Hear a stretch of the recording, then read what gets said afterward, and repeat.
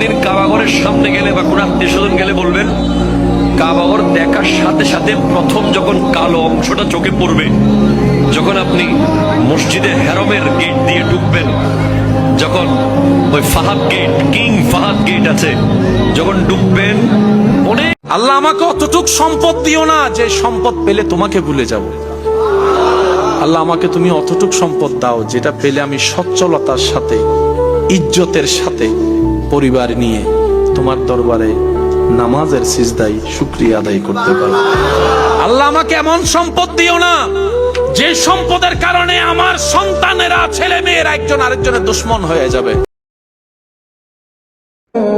বাসরাত কিভাবে কাটাবে বন্ধু, সেটা তুমি 10 বছর আগে থেকে ভেবে রাখছো, অথচ কবর যে প্রথম রাত কিভাবে কাটাবে সেটা কি কখনো ভাবছো?